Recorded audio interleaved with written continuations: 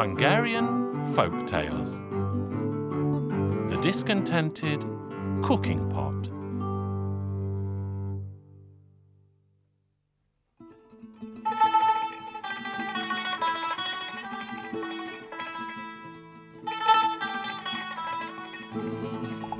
The cooking pot was bored with boiling and bubbling all day, so he began to complain to the walking stick. "I can't bear to stay here anymore." "I too long to leave this place," replied the walking stick. "So let us set out together, my friend." "Yes, let's, for the journey is always more pleasant when one has company." The pot and the walking stick set out to see the world. Neither of them was terribly clever. The pot, as of course you know, was empty inside, and the walking stick was hardly famous for his wit. At first, however, things looked promising. For when the pot was almost trampled on the path by the angry bull, the walking stick leapt up and began to whack the bull soundly on its backside. And while the walking stick was walloping the bull, the pot jumped into the river. "Swim, swim," shouted the walking stick. "I'll catch up with you soon." The walking stick soon grew bored with whacking the bull, so he too jumped into the water. He thumbed his nose at the bull, who bellowed from the bank, but was unable to follow him.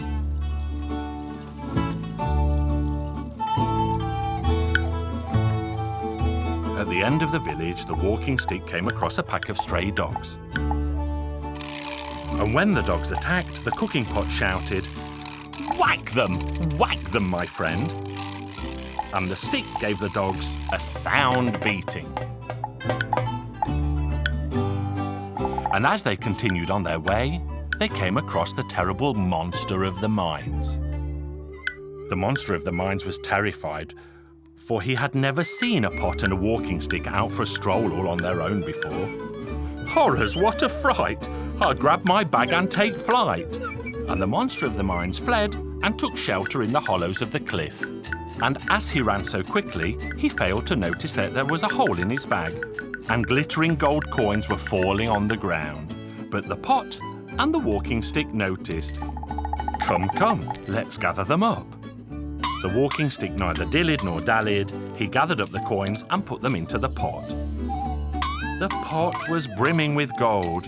No one would have dared to call him empty-headed anymore.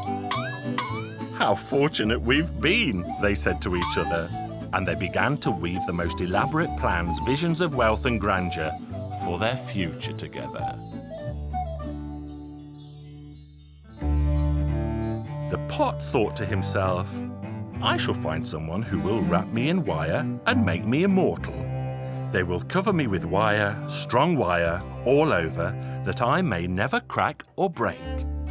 And once I have ensured my immortality, I will ensure myself a life of leisure and comfort. I will bribe the cook to make sure I am always brimming over with stuffed cabbage." For the pot simply adored stuffed cabbage. Then the walking stick's vanity also rose to the fore. "From now on, I will be a great lord. And after I have split the riches with my friend, I will find a skilled blacksmith and have a golden button made for my head." But then again, he thought after a moment, if I had all the gold we found to myself, I wouldn't have to content myself with a mere button. I could have my entire head covered in gold. Heavens! It would be simply splendid. I would be the most beautiful walking stick in the country. Maybe even the king would notice. Perhaps he would even want me to be his sceptre. And why should I not have all the gold? For am I not the stronger one? His head was teeming with cruel and murderous thoughts. And when the pot laid down his head to sleep at night, the walking stick snuck over to his side and delivered him a single lethal whack. And thus the pot's good fortune turned out to be deadly misfortune. The poor pot shattered fragments, clattered, clacked, and cried out, "Murderer! Murderer!" But the walking stick barely noticed his cries, and he stuffed the golden coins in a sack and set off to find a blacksmith. "God's blessings on you, good blacksmith. What have you brought me, honourable walking stick?" "A sack full of golden coins, blacksmith." "Where did you get that, you rascal?" "I found it by the side of the road," said the walking stick, feigning a look of innocence. "And what do you plan to do with all that money?" "You are but a mere walking stick. Good blacksmith, make me a golden knob for my head." The blacksmith took the golden coins, melted them, shaped them into a lovely knob, and soldered it on to the walking stick's head. "There you are," he said to the walking stick. "You may now set out to find yourself a wife." But his golden head, itself the fruit of his cruel act, would bring him no joy, only misfortune. His path took him deep into the forest, and Black Jack, the infamous bandit, spotted him. And the brigand spoke. "The knob on that walking stick is made of gold, if I am not mistaken. Look, Matty, how shiny it is. Let's chase him down, grab him and take his golden knob." "Stop, stop," they cried. But naturally the walking stick did not stop, but ran from the bandits. He was gasping for breath when he reached the top of the high hill, and the bandits were still hot behind him. At the bottom of the tremendous chasm gaping below him flowed the waters of the mighty river. The walking stick had little choice but to jump into the waters below. He tried to summon his courage. "I am, after all, a walking stick. I can swim. I am made of wood. I will reach the far bank. I am, after all, a walking stick. I can swim. I am made of wood. I will reach the far bank." And so he jumped into the waters. But lo, soon the waves were splashing over his head. He sank to the bottom, never again to rise to the surface. For the golden knob, the spoils of a cruel misdeed, pulled him into the depths, down, down, down, to a watery grave.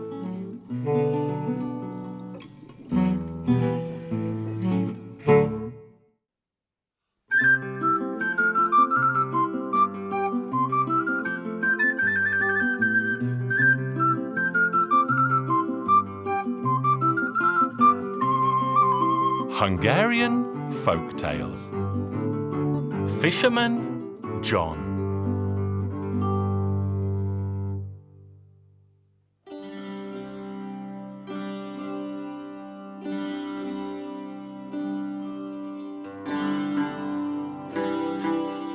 By the banks of a mighty river stood a fisherman's hut, and in that hut a fisherman lived together with his wife, but alas, they had no children. One moonlit night, the old man went down to the river, and he cast his net. Suddenly he saw something approaching on the waters, and it shined like a star. He watched as it neared him, and what did it turn out to be? A small coffin, and in the coffin lay an infant child, fast asleep. He lifted the coffin from the waters, placed it in his boat, and took it home to his wife. "Look what I caught in the river!" And lo, he showed her the beautiful golden-haired child. "We have no children of our own," he said. "We are old. We will raise him, and then we will have someone to care for us." The old woman agreed. Time passed and the child began to go to school. The school teacher had a scrawny little horse. He said to John, for that was the boy's name, "Little John, tell your father he could buy this horse." So John ran home full of excitement and told his father. "Father, my school teacher has a horse for sale. Let's buy it." "We don't need a horse, son. We have neither hay nor oats. How would we feed it?" The boy said, "It could graze in the woods by the banks of the river." So they bought the scrawny horse, and the horse grazed in the woods by the banks of the river. One day, the horse spoke. "Listen, John, at the edge of the village there is a small house. In it, a worn saddle. Ask the owner to sell it. If he won't sell it, steal it." The owner gave John the saddle, for he had no need of it. And little John took it home and put it on the horse's back. Then the horse said, "Go, John, to the edge of the village. There is an old bridle bit. Buy it. and if the owner will not sell it, steal it. But the owner would not sell the bit, so John stole it. Again the horse spoke. John, go to the village. There is an officer there who has a rusty sword, and if he will not give it to you, steal it. The soldier gave John the sword and told him, polish it until it shines. Be a soldier. John returned home, and again the horse spoke. Master Fisherman John, tell your father to buy you new clothes. The old man said, Son, I cannot buy you new clothes, for I have no money. But John insisted and told his father that he would pay for the clothes. So his father agreed and bought him new clothes. Again the horse spoke. My dear John, polish the harness, the bit and the sword, then clean the saddle and put it on my back. He continued, My dear Master John, you have a younger sister whom we shall bring back. John, however, insisted that he had no sister. The horse said, Yes, you do, at the edge of the neighbouring country. She is locked away and only rarely sees the sunlight. Climb on my back and we shall set off. They went to the edge of the neighbouring country and found the house where the girl was locked away. There the horse spoke. John, kick the door 3 times. If it doesn't open, strike it with your sword 3 times. If it still doesn't open, look around to see if you can see anything. And if you do see something, jump on my back. I see an old woman, said John. At that, the horse took off at a gallop, racing along as fast as thought. When they reached the banks of the river, the old woman appeared behind them on a long stick carrying a broom in her hand. And when the horse jumped to the far bank of the river, the old woman struck the surface of the water with such force that the waters parted. She cried out, Lucky for you that you got away! Then the old woman went back. The horse said to John, My dear Master Fisherman John, we will set off again tomorrow, but you must be very careful.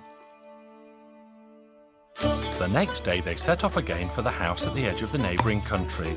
John kicked the door, then struck it so hard with the sword that it burst open. He grabbed the girl's arm, but he tore her blouse and was unable to pull her out. Again the old woman appeared on the stick with the broom in her hand. John said to his horse, The old woman is coming! And the horse raced homeward as fast as the winds of a storm. When he reached the river, he jumped to the far bank. The old woman lashed out at him with the broom and struck the horse's rump, but the horse was still able to leap to the far bank. The old woman cried out, If you ever return, I will have all of your teeth. The next day the horse said to John, Fisherman John, we won't go today, but tomorrow we shall. Today we must rest.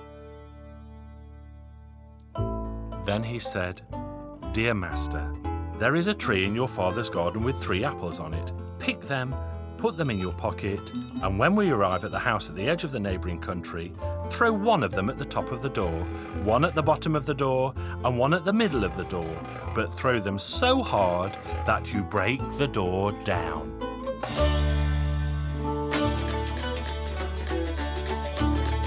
So John did as he was told, and when they arrived at the house, he threw the apples at the top, the bottom, and the middle of the door, and the door broke down. The girl, Helen, stood in the doorway. John led her outside, and when they had left the house, John looked to see if he could see the old woman, and indeed, there she sat on her stick with her broom in her hand. John said to his horse, Oh, the old woman is coming, on a stick, carrying a broom in her hand. So John and Helen quickly mounted the horse, and the old woman chased them. Fisherman John, look behind us, because I feel that my rump is on fire. Johnny looked back and saw a cloud of dust far behind them. The horse flew onward. And when they reached the bank of the river, the old woman was still behind them, accompanied by 27 magic stallions. John's horse jumped to the far bank. The old woman and the 27 stallions tried to jump the river too, but they fell into its waters and drowned. And today they still lie somewhere beneath the waters of the river, if no one has fished them out. And so John rescued his sister Helen from captivity, and they both lived happily ever after.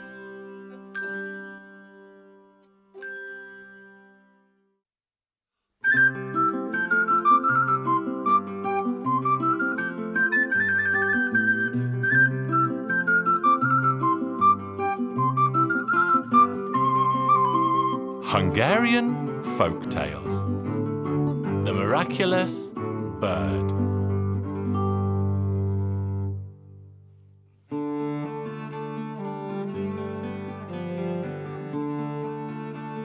Once upon a time, in a distant land, where the curly-tailed pig digs at the soil with its snout, there lived a penniless man. He was so poor that his daily meal consisted of nothing more than the things he was able to gather together in the woods and the meadows.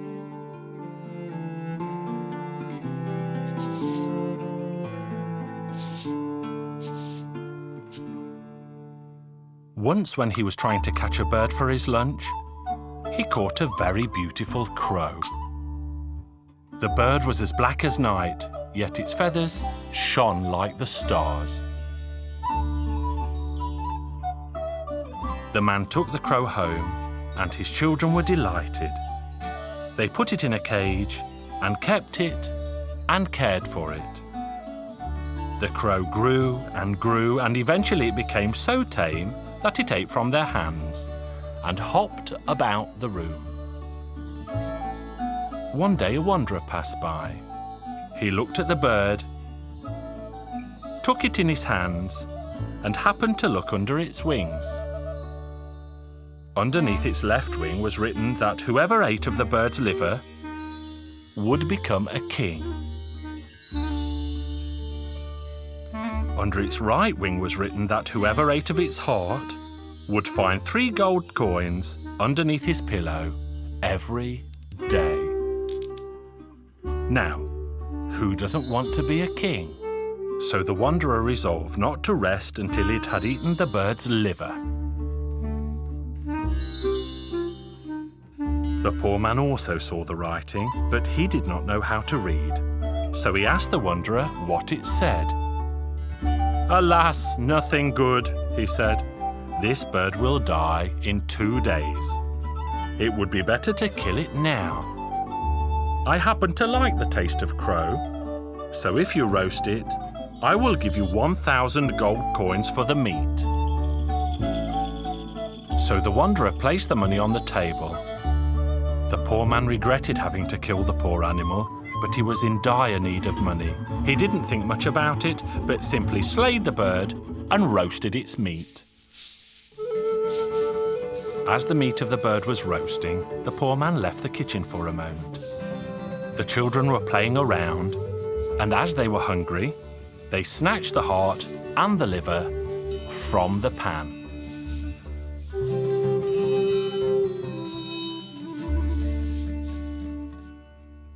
When they placed the meat of the crow in front of the wanderer, surely enough he could find neither the heart nor the liver. He was furious. "Hey, you wretched man, where is its heart? Where is its liver?" But neither heart nor liver were to be found. Well, not having found the heart, the wanderer realized that he would never become king. He jumped up, not having eaten a single bite, and left. The poor man despaired. He regretted all the money he had lost. So he told his sons that they should vanish from his sight and not return until they had gotten all the money back. How the 2 sons worried, but what could they have done? They set out to find the 1,000 pieces of gold.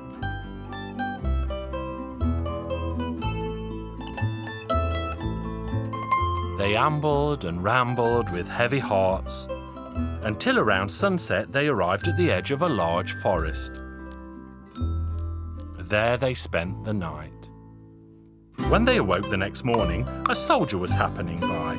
He gave them directions to the town, and the 2 boys set off. The king, it turned out, had very recently died. When they arrived in the town, they saw a beautiful golden bench. The older boy sat down on it, and the younger lay down underneath it, and they both immediately fell asleep.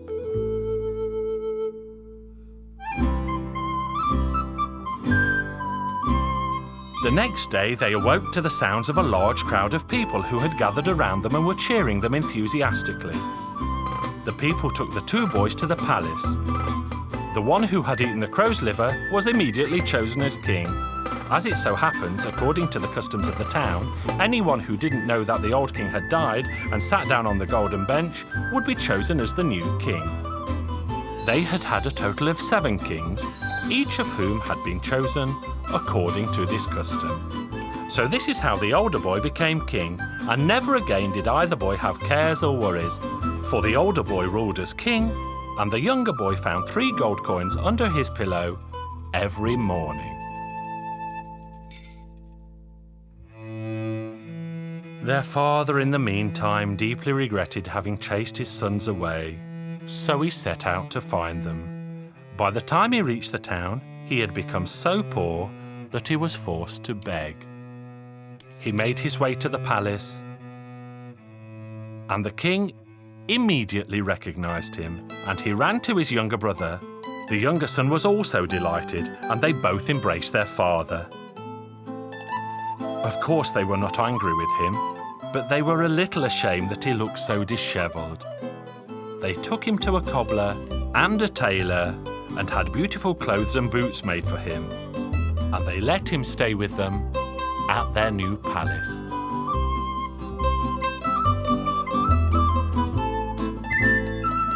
And together they lived happily ever after.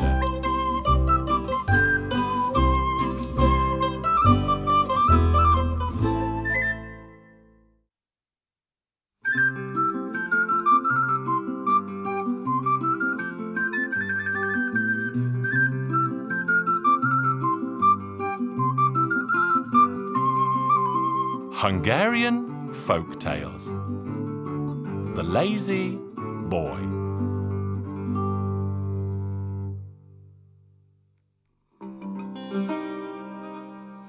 Once upon a time, there was a penniless woman. Her husband had died, and all she had left was a lazy son. Everyone called him Lazy Jack because he hated to work. The whole year through, he did not a bit of work, simply crouched in the corner in the winter time and dawdled in the shade in the summertime.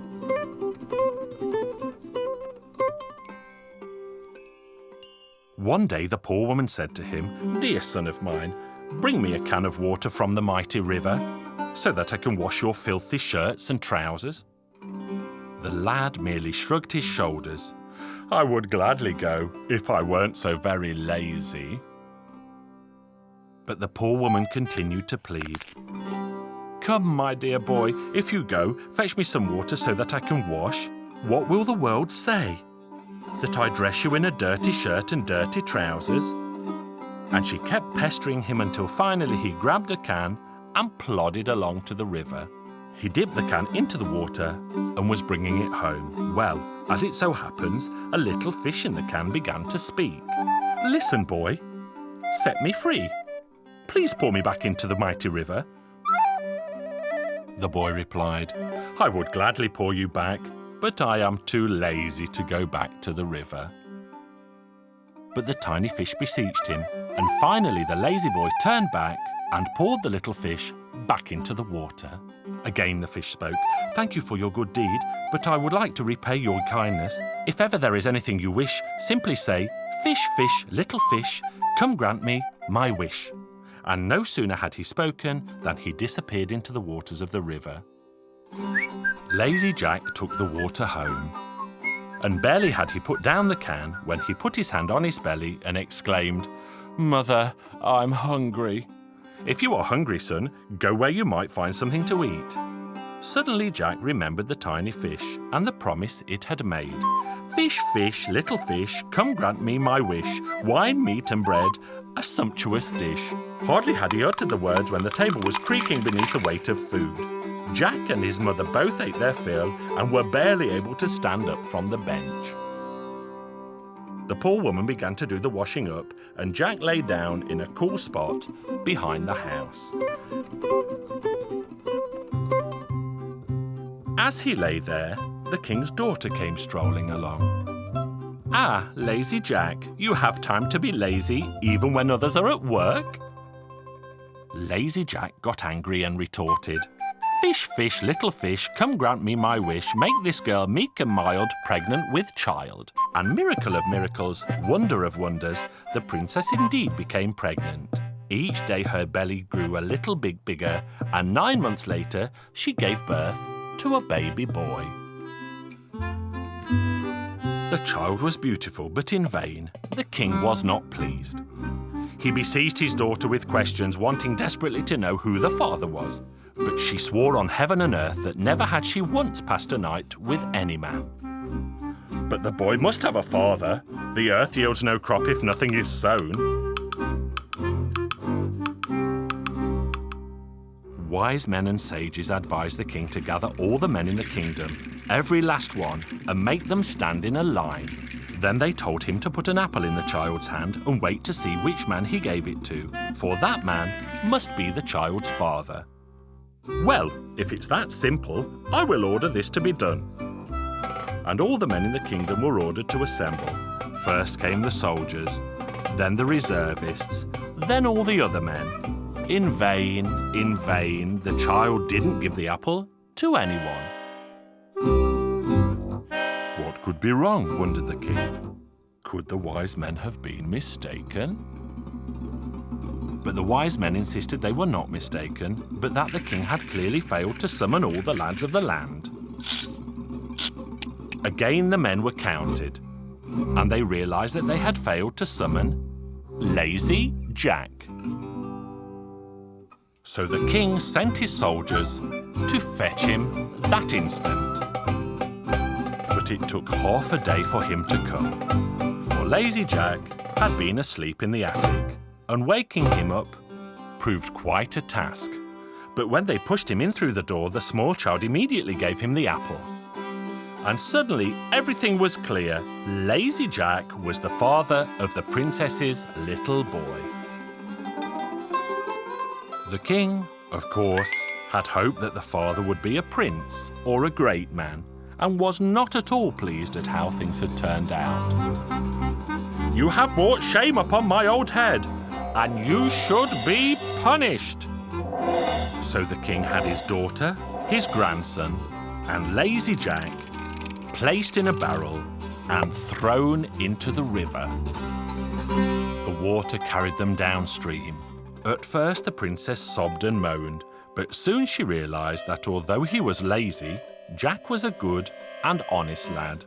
She said to him, "Listen, Lazy Jack, this barrel is too small for the three of us. I would like a palace the likes of which I am accustomed to. Do something to get us out of this barrel." "I would gladly do something," said Lazy Jack, "but I am simply too lazy." But the princess continued to beseech him, and soon Jack grew tired of listening. "Fish, fish, little fish, come grant me my wish, a palace tall with towering walls." He had barely finished his thought when the waters of the river suddenly threw the barrel to the banks, where it broke into pieces. Then they found themselves before the gates of a beautiful palace. "Oh, how beautiful," said the princess. "This must be our palace." It was indeed their palace, thanks to the tiny fish and his magic. They made it their home and lived together happily. Lazy Jack slept so much that unless the princess had woken him up, he might very well have grown roots. And that's the end of my tale about Lazy Jack.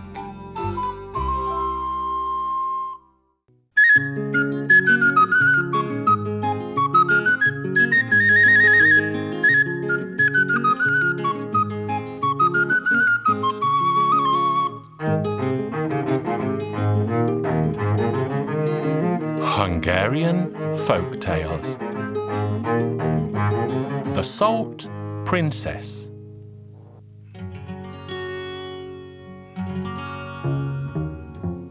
Once upon a time there lived an old king who had 3 beautiful daughters. The old king wanted to find husbands for his daughters before he died, but he could not decide which daughter should receive the most beautiful of his 3 kingdoms. So he decided to give his most beautiful kingdom to the daughter who loved him the most. The old king asked his daughters, and the eldest replied, "I love you, dear father, as a dove loves good grain." "What about you, child?" "I love you, dear father, as a hot summer day loves a cool breeze." "And what about you, daughter?" "I love you, dear father, like people love salt." "What do you mean, salt? You ungrateful child. Is this what I raised and loved you for all these years? Get out of here! Get out of my sight!" His daughter tried to explain that people love salt very much indeed. She sobbed and begged, but her father shunned her from his palace.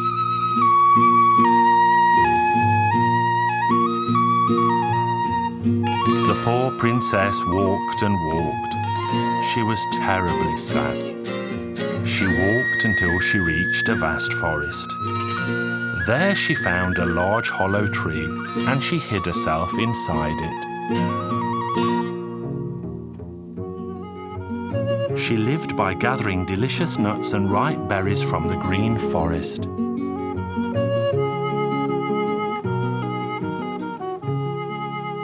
One day, the prince from the neighbouring kingdom was out hunting when he happened to pass by.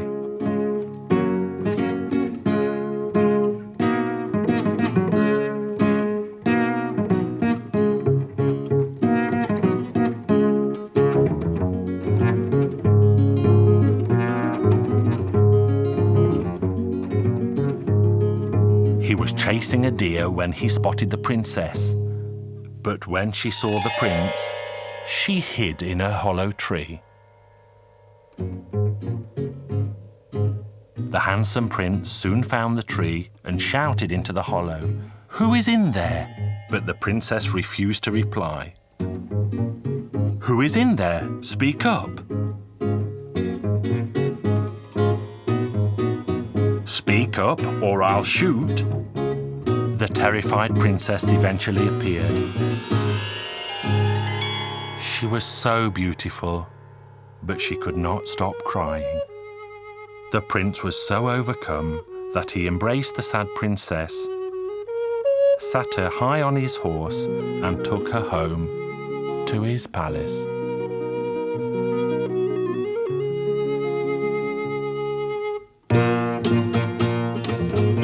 Their wedding was so grand that even the dogs ate beef broth, and the young couple lived as happily as 2 doves.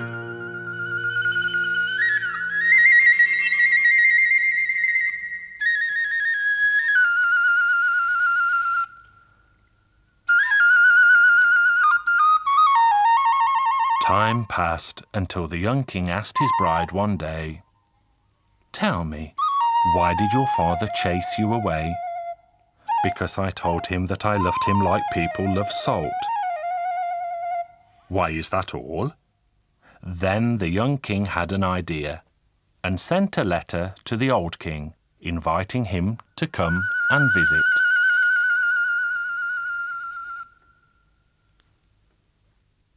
The old king came the very next day in a golden carriage. The young king led him to his grandest chamber and sat him down at the table.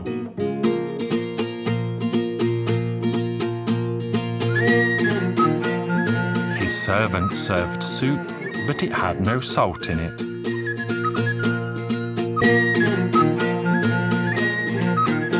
And the meat had no flavour either. The king ate a great deal, but was still left feeling hungry. He remained silent for a while, but eventually had to speak. "What kind of cook do you have, son? Who makes food with no salt?"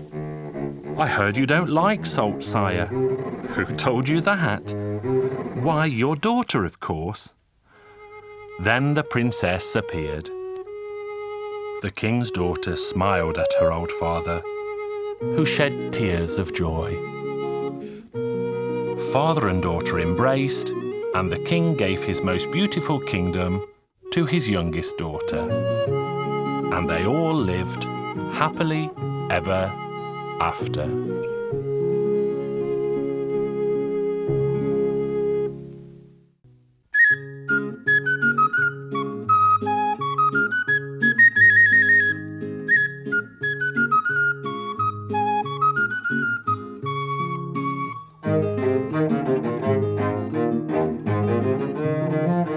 Hungarian Folk Tales. A fox seeks shelter.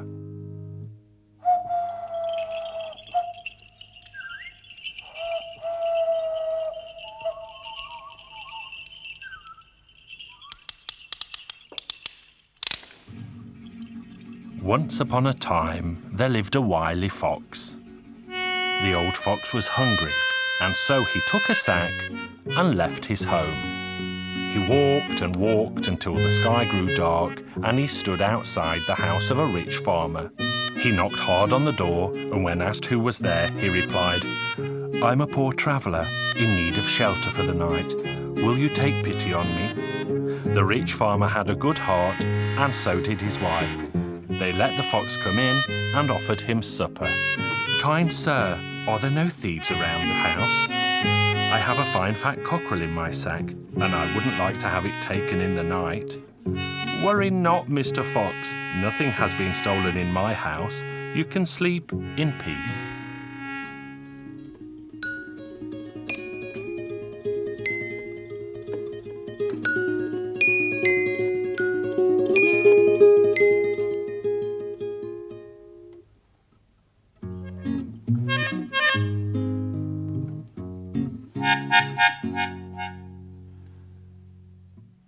"Oh, poor me, my fine fat cockerel has been stolen." They all searched high and low, but no one could find the cockerel anywhere. The rich farmer was so ashamed that a guest of his had been robbed, and he felt sorry for the old fox as it wailed and moaned. But what could he do? He gave the fox a fine fat cockerel of his own and wished him well. So the fox left with a grateful grin on his whiskered face. He walked and walked until the sky grew dark and knocked hard on the door of a second farm. Good people lived in this house, and he was welcomed once more.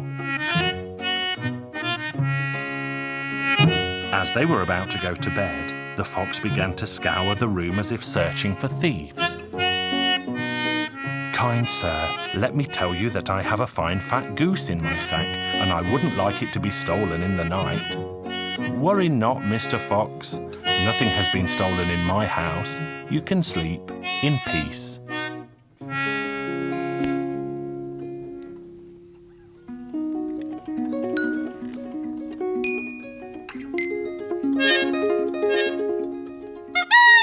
The fox waited for these fine folk to fall asleep, and he opened the sack. And what was in the sack? Why, the cockerel, of course.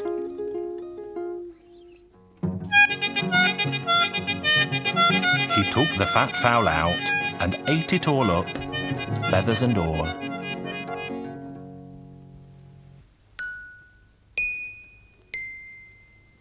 "Oh, poor me, my fine fat goose has been stolen."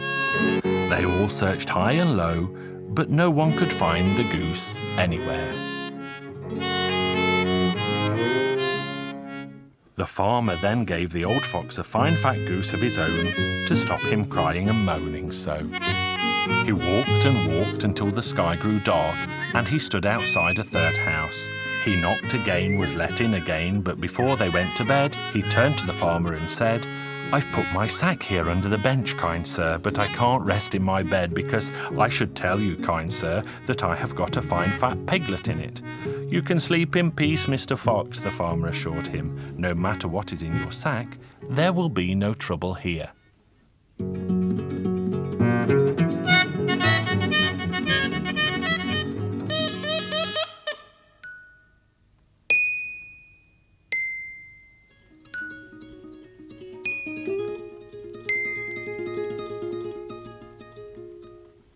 "Oh, poor me, my fine fat piglet has been stolen." They all searched high and low, but no one could find the piglet anywhere. What else could the farmer do but give the fox a fine fat piglet of his own?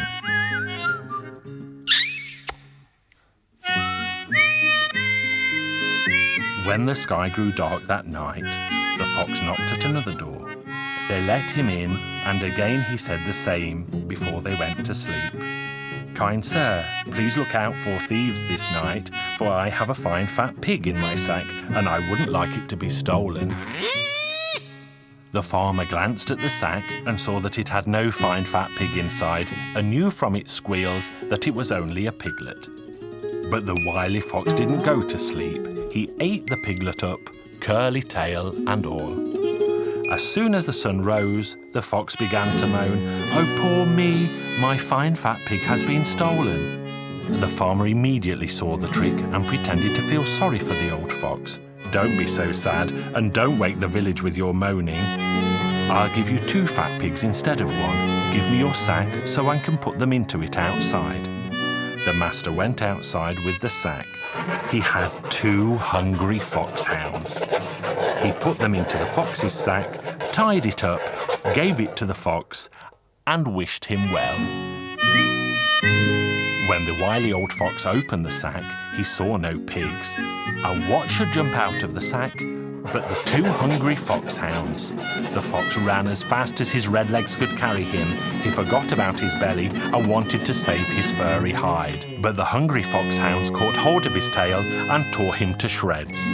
If they hadn't, my story would never end.